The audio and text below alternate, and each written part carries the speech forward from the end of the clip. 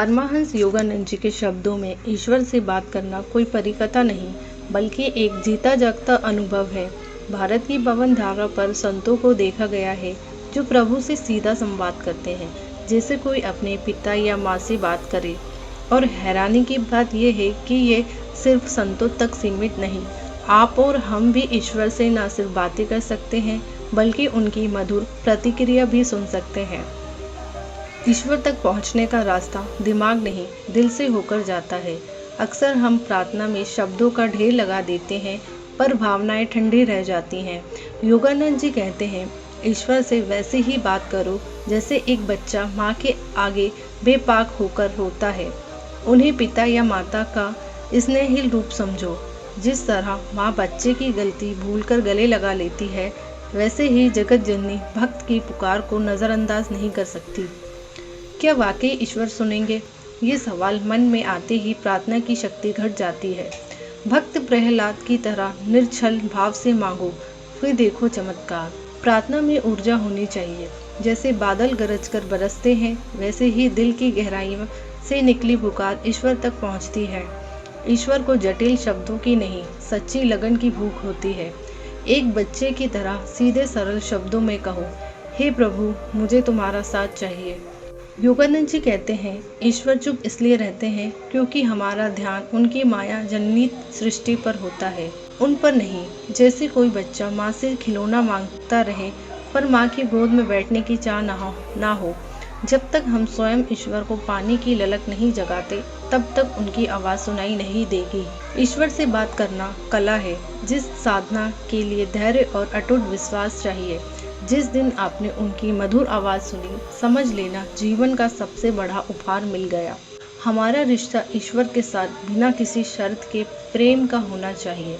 किसी भी अन्य रिश्ते से ज़्यादा हमें ये अधिकार और स्वाभाविक रूप से ये उम्मीद रखनी चाहिए कि ईश्वर, जो दिव्य माँ के रूप में है, हमारी पुकार का जवाब देंगे।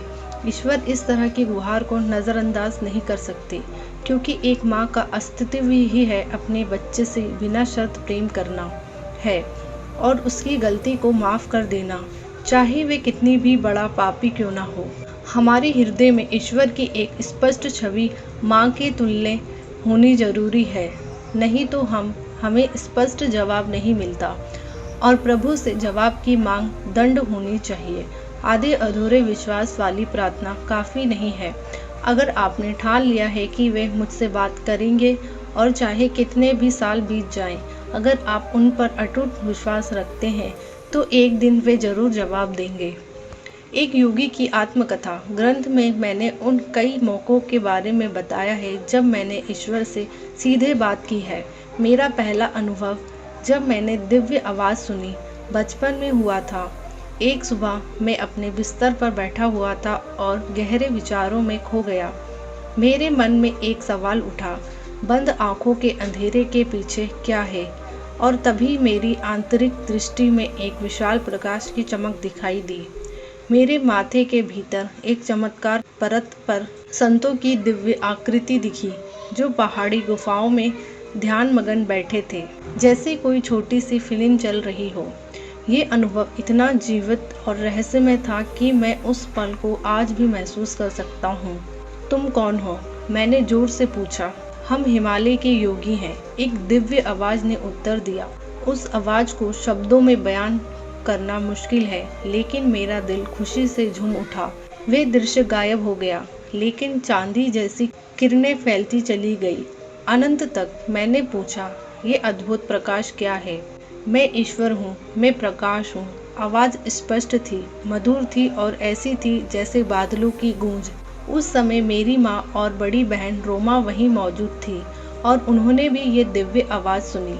ईश्वर के इस जवाब से मुझे इतनी खुशी मिली कि मैंने ठान लिया कि मैं उन्हें ढूंढूंगा, चाहे जितना भी समय लगे, जब तक कि मैं पूरी तरह से उनके साथ एक ना हो जाऊं। ज़्यादातर लोग सोचते हैं कि बंद आँखों के पीछे सिर्फ अंधेरा है, लेकिन जैसे जैसे आप आध्यात्मिक रूप से विकसित होते हैं और माथे में स्थित तीसरी आँख पर ध्यान केंद्रित करते हैं, आप पाएंगे कि आपकी आंतरिक दृष्टि खुल गई है। आप एक और दुनिया देखेंगे जो अनेक प्रकाशों से भरी हुई अद्भुत सुंदरता वाली है, जैसे मैंने हिमालय के योगियों को देखा था, वैसे ही संतों के दर्शन आपके सामने प्रकट होंगे। अगर आपका ध्यान और गहरा होगा तो आप भी ईश्वर की आवाज़ सुनेंगे।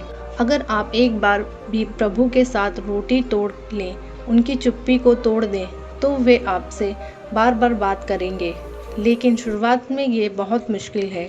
ईश्वर से परिचित होना आसान नहीं है, क्योंकि वे ये सुनिश्चित करना चाहते हैं कि क्या वाकई आप उन्हें जानना चाहते हैं। वे आपकी परीक्षा लेते हैं, ये जानने के लिए कि आप उन्हें चाहते हैं या कुछ और।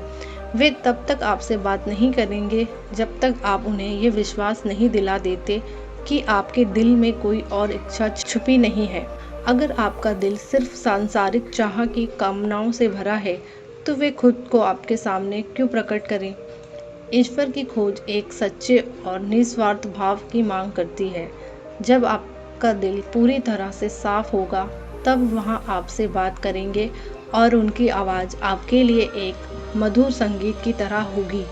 मनुष्य का प्रेम ही ईश्वर को दिया जाने वाला सबसे बड़ा उपहार है। ये सारी सृष्टि मनुष्य की परीक्षा के लिए बनाई गई है। इस दुनिया में हमारे आचरण से ये स्पष्ट होता है कि हम ईश्वर को चाहते हैं या सिर्फ उनके उपहारों को। ईश्वर ये नहीं कहेंगे कि आपको उन्हें सबसे ज़्यादा प्रेम करना चाहिए, क्योंकि वे चाहते हैं कि आपका प्रेम बिना किसी दबाव के स्वच्छ से दिया जाए। यही इस ब्रह्मांड के खेल का सबसे बड़ा रहस्य है। जिस ईश्वर ने हमें बनाया है, वे हमारे प्रेम की तड़प रखता है। वे चाहते हैं कि हम उन्हें बिना मांगे अपने मन से प्रेम दें। हमारा प्रेम ही एकमात्र ऐसी चीज़ है जो ईश्वर के पास नहीं है। जब तक कि हम उन्हें देने का निर्णय ना लें, तब तक हम भटके हुए बच्चे हैं। जब तक हम ईश्वर के बनाए मायाजन्य उपहारों के लिए रोते रहते हैं, लेकिन उस परमात्मा को नज़रअंदाज करते हैं। ये भूल हमारे जीवन में जब तक बनी रहेगी, तब तक हम दुखी रूपी गड्ढों में गिरते रहेंगे। ईश्वर हमारे अस्तित्व का सार है, और जब तक हम उनकी उपस्थिति को अपने भीतर महसूस नहीं करते, तब तक हम अपने वास्तविक स्वरूप की महान गरिमा नहीं जान सकते। यही सच्चाई है। हम दिव्य हैं, ईश्वर का एक अंश है, और इसलिए हमें किसी भी भौतिक चीज़ में स्थायी संतुष्टि नहीं मिलती। जब तक आप ईश्वर में संतुष्टि नहीं पाते, तब तक आप किसी और चीज़ से संतुष्ट नहीं हो सकते।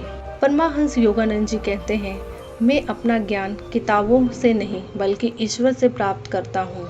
मैं शायद ही कभी पढ़ता हूँ, मैं आपको वही बताता हूँ जो मैंने सीधे अनुभव किया है। इसलिए मैं अधिकार के साथ बोलता हूँ। सत्य के प्रत्यक्ष अनुभव का अधिकार ईश्वर से जुड़ने का रास्ता भक्ति और विश्वास से होकर जाता है। जब आप उन्हें पूरे दिल से चाहोगे, तो वे आपके सामने प्रकट होंगे। यह कोई कल्पना नहीं, बल्कि अनगिनत संतों और ऋषियों का अनुभव है। पूरी दुनिया की राय इसके खिलाफ हो सकती है, लेकिन प्रत्यक्ष अनुभव को अंत स्वीकार करना ही होगा। ईश्वर कपन के माध्यम से बात करते हैं। वे हमारे सामने बौद्धिक रूप में भी प्रकट हो सकते हैं। वे जितना आप सोच सकते हैं उससे कहीं ज़्यादा व्यक्त हैं। वे उतने ही वास्तविक और सच्चे हैं जितने कि आप। यही बात मैं आज आपसे कहना चाहता हूँ। प्रभु हमेशा हमारी पुकार का जवाब दे रहे हैं। उनके विचारों का कपन लगातार बाहर भेजा जा रहा है।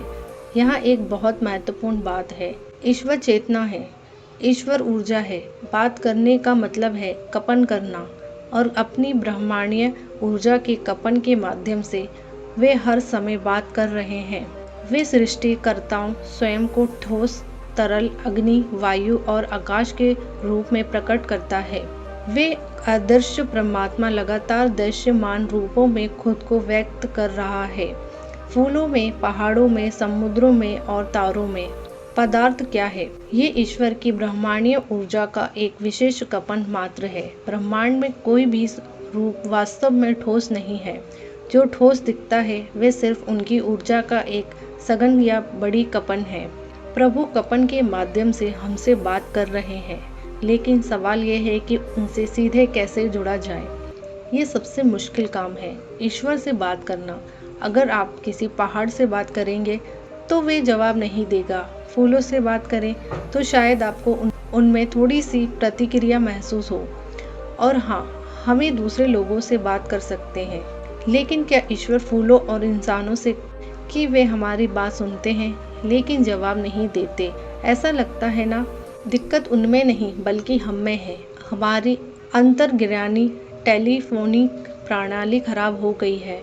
ईश्वर हमें बुला रहे हैं और हमसे बात कर रहे हैं, लेकिन हम उनकी आवाज़ नहीं सुन पा रहे। ब्रह्मांड कपन सभी भाषाएं बोलता है, लेकिन संत ही उसे सुनते हैं। तो क्यों ना हम अपने भीतर की इस प्रणाली को ठीक करें? क्यों ना हम अपनी चेतना को इतना शुद्ध और संवेदनशील बनाएं कि ईश्वर की आवाज़ हम तक पहुंच सके। यही तो हमारे जीवन का सबसे बड़ा लक्ष्य है। एक बार मैंने एक महान गुरु को प्रार्थना करते देखा। जब वे प्रार्थना करते तो ईश्वर की आवाज़ आकाश से आती हुई प्रतीत होती। ईश्वर को बोलने के लिए गले की ज़रूरत नहीं है। अगर आप पूरी शक्ति से प्रार्थना करें तो उस प्रार्थना के कपन तुरंत एक काल्पनिक जवाब लाते हैं। ये जवाब उसी भाषा में प्रकट होते हैं जिसे आप सुनने के आदी हैं।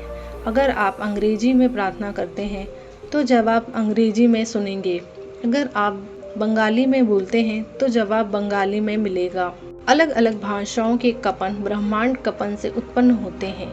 ईश्वर जो स्वयं ब्रह्मांड कपन है, सभी भाषाएं जानते हैं। भाषा क्या है? ये एक विशेष कपन है। कपन क्या है? ये एक विशेष ऊर्जा है। और ऊर्जा क्या है?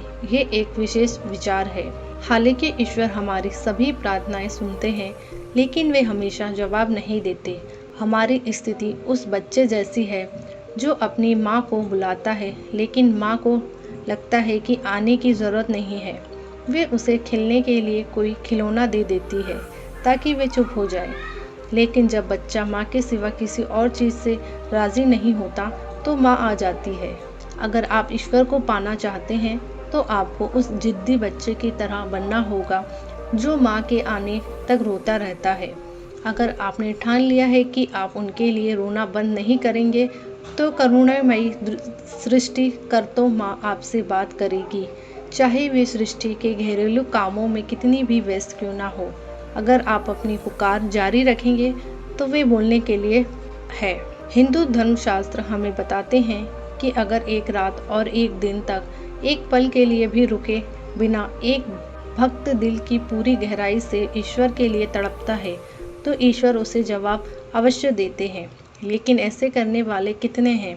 हर दिन आपके पास महत्वपूर्ण काम होते हैं। वे शैतान जो आपको ईश्वर से दूर रखता है। प्रभु तब नहीं आएंगे जब आप थोड़ी सी प्रार्थना करें और फिर किसी और चीज़ के बारे में सोचने लगें। तो क्यों ना हम अपनी प्रार्थनाओं को गंभीरता से लें? क्यों ना हम उस जिद्दी बच्चे की तरह बने जो तब तक रोता है जब तक उसकी माँ ना आ जाए। ईश्वर हमारी प्रतीक्षा कर रहे हैं, बस हमें उनकी आवाज़ सुनने के लिए तैयार होना है। जब भक्त ईश्वर से प्रार्थना करते हैं तो ईश्वर ये जानते हैं कि उनका दिल और दिमाग सच्ची भक्ति से भरा है या नहीं। वे ये भी जानते हैं कि क्या उनके विचार इधर उधर भटक रहे हैं। ईश्वर आधे अधूरे मन से की गई प्रार्थना का जवाब नहीं देते, लेकिन जो भक्त दिन रात पूरे मन और भाव से प्रार्थना करते हैं और उनसे बात करते हैं, उनके सामने ईश्वर जरूर प्रकट होते हैं। ऐसे भक्तों के लिए वे हमेशा आते हैं। उनसे कहें, हे प्रभु, अपने आप को प्रकट करो, अपने आप को प्रकट करो। चुप्पी का जवाब मत समझो। वे पहले आपको वे कुछ देकर जवाब देंगे जो आप चाहते थे, ये दिखाते हुए कि आप उनकी नज़र में हैं, लेकिन उनके उपहारों से संतुष्ट ना हो। उन्हें बताएं कि जब तक आप उन्हें नहीं पा लेते तब तक आप संतुष्ट नहीं होंगे। अंत में वे आपको जवाब देंगे। कभी कभी आपके सम्मुख किसी संत का चेहरा प्रकट हो सकता है या आप एक दिव्य आवाज़ सुन सकते हैं जो आपसे बात कर रही है। तब आप जान जाएंगे कि आप ईश्वर के साथ संवाद में हैं। उन्हें खुद को देने के लिए, मनाने के लिए लगातार और स्थिर लगन की ज़रूरत होती है। ये लगन कोई आपको नहीं सिखा सकता, आपको इसे खुद विकसित करना होगा। आप घोड़े को पानी तक ले जा सकते हैं, लेकिन आप उसे पानी के लिए मजबूर नहीं कर सकते।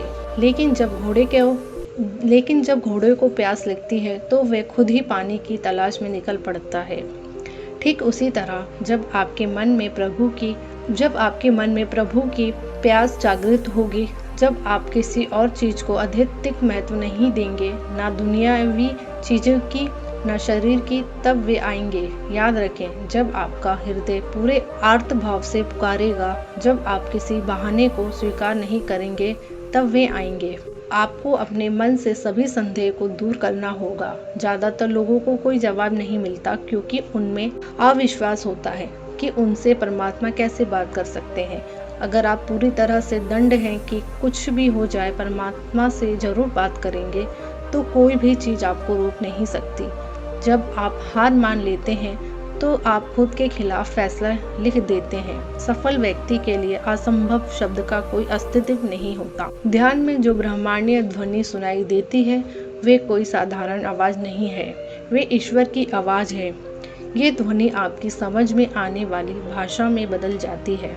जब मैं ओम सुनता हूँ और कभी कभी ईश्वर से कुछ कहने के लिए कहता हूँ, तो वे ओम की ध्वनि अंग्रेजी या बंगाली भाषा में बदल जाती है और मुझे सटीक निर्देश देती है। ईश्वर हमसे हमारे अंतर्ज्ञान के माध्यम से भी बात करते हैं, बस हमें उनकी आवाज़ सुनने के लिए तैयार रहना होगा। अगर आप सीख लेंगे कि ब्रह्मांडीय कंपन को कैसे सुना जाए, तो ईश्वर की आवाज़ सुनना आसान हो जाता है। वे हमेशा आपसे बात कर रहे हैं, कह रहे हैं, मुझे बुलाओ, मुझसे अपने हृदय की गहराइयों से, अपने अस्तित्व के मूल्य से, अपनी आत्मा की गहराइयों से बात करो। लगातार गंभीरता से, दृढ़ संकल्प के साथ, ये निश्चय करके कि तुम मुझे ढूंढते रहोगे, चाहे मैं कितनी ही बार जवाब क्यों ना दूं। अगर आप अपने दिल में लगातार ये प्रार्थना करते रहें, हे मेरे मौन प्रिय प्रभु, मुझसे बात करो।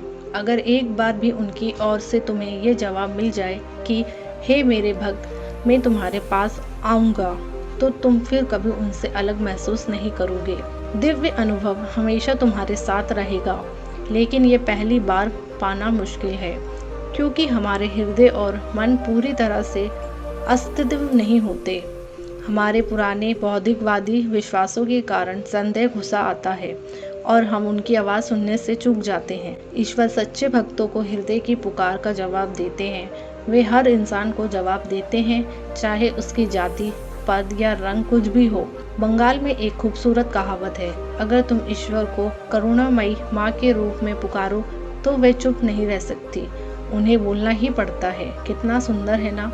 आज जो कुछ भी मैंने आपको बताया, उसके बारे में गहराई से सोचें। अब आपको कभी संदेह नहीं करना चाहिए। यदि आप अपनी इच्छा में स्थिर और दृढ़ रहेंगे, तो ईश्वर निश्चित रूप से आपको जवाब देंगे।